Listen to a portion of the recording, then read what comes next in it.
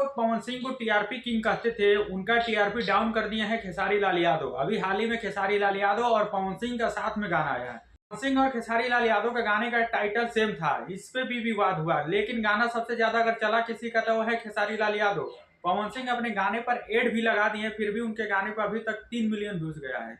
और वहीं पर खेसारी लाल यादव का बिना एड का गाना 4 मिलियन पार कर चुका है। अगर आप गाने पर एड लगाते हैं तो गाने पर लगातार कंटिन्यू व्यूज आते रहता है, गाना तेजी से भागता है। लेकिन पवन सिंह को एड लगाने का भी फायदा नहीं हुआ, एड लगाकर भी गाने को उतना व्यूज नहीं आया जितना उन लोगों ने सोचा था। खेसारी लाल यादव का वहीं पर गाना रिलीज हुआ, बहुत तेजी से व्यूज उस पर आने लगा, रफ्तार गाना पकड़ लिया। एक दिन में 3 मिलियन व्यूज गाने पर प्लस हो गया है। अभी आप लोग जाके देखेंगे तो 4 मिलियन प्लस है।